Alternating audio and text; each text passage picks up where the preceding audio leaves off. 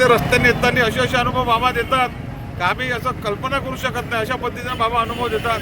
आम्ही जेव्हा शिर्डीवरून निघतो तर आमच्यासाठी बाबा पहिलेच सगळी व्यवस्था करून ठेवतात. कुठे कोणत्या गोष्टीची आम्हाला गरज असली, मनात जरी इच्छा असली तर ताबडतोब बाबा कोणत्या ना कोणत्या रूपात ते पाठवून देतात.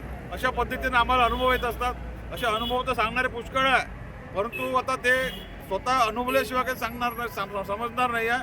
परंतु बाबा इतकं प्रेम आणि आनंद आणि हे देतात तर काही विचारू नका.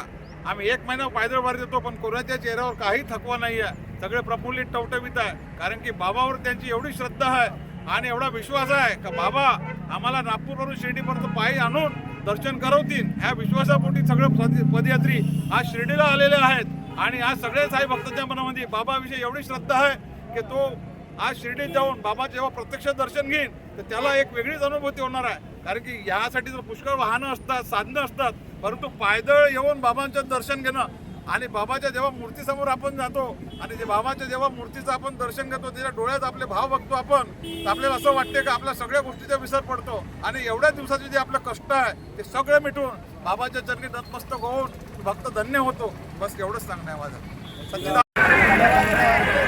नागपूरची शिर्डी पालखी आहे. 22 वर्ष आमच्या पालखीचं. आमच्या बनसोडे गुरुजीने पालखी सुरू केली होती तेव्हा खूप प्रमाणामध्ये कमी लोक होते, 4-5 लोक होते. आता भव्य स्वरूप झालं आहे पालखीचं. 22 फेब्रुवारीला पालखी निघाली. आज 32वा दिवस आहे. आम्ही 700 किलोमीटर अंतर चालून इथपर्यंत आलो आहे. तरी आमच्या पदयात्रींचा कोणाचा उत्साह कमी झालेला नाही. आम्ही बाबाच्या चरणी आज चाललो आहे याचा आम्हाला खूप अभिमान आहे आणि आनंद पण आहे तर बाबांनी आम्हाला एवढ्या लांबून आपल्या शिर्डीला इथं आपल्याला बोलावलेलं आहे. सच्चिदानंद सद्गुरू साईनाथ महाराज की जय. अनंत कोटी ब्रह्मांड नायक राजा